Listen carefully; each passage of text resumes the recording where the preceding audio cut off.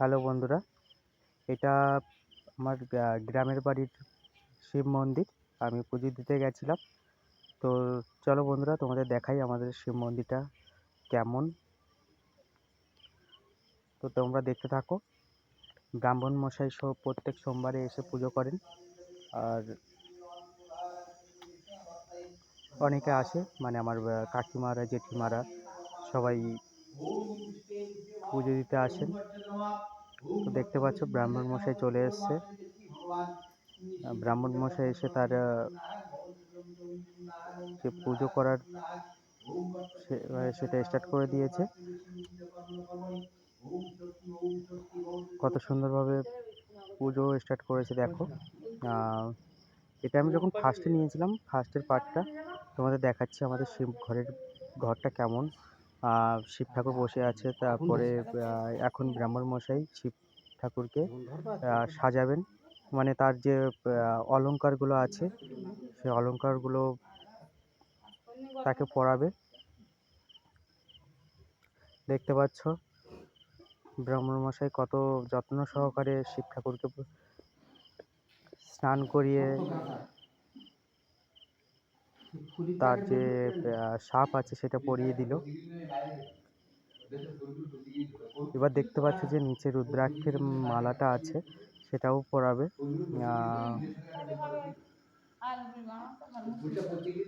তো তোমরা দেখতে থাকো, সত্যি তোমাদের ভালো লাগবে। আমাদের গ্রামের বাড়ির যে মন্দিরটা, এটা প্রত্যেক বছরই পুজো হয়। আমাদের পুজোটা হয় বৈশাখ মাসের 25 তারিখ থেকে শুরু হয়।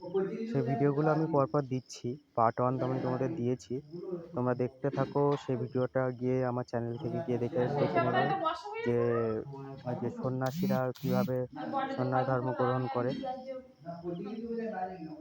তো আমি তোমাদের সেই ভিডিওটা দিয়ে দিয়েছি অলরেডি, তোমরা দেখতে থাকো। আর এটা আমাদের বাড়ির পুজো।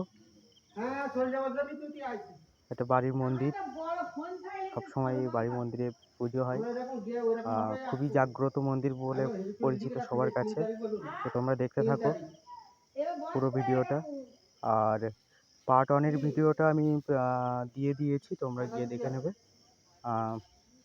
পরপর আমি আরও ভিডিও দিচ্ছি, আমার শিব পুজোর ভিডিও। যদিও আমি আসতে পারিনি শিব পুজোর সময়, তো আমি বাড়িতে এসেছিলাম কিছু কাজের জন্য। তো এসে সোমবার পড়েছিল বলে আমি পুজো দিতে গেছিলাম।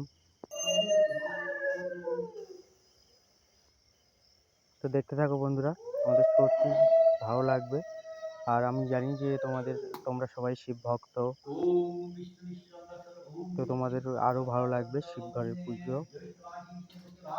যদিও আমরা এটা শিবঘর বলে বলে অভ্যাস, সেই জন্য আমি সবসময় শিবঘর বলছি। কাকিমা এখানে সবাইকে রক্তচন্দনের ফোঁটা দিচ্ছে।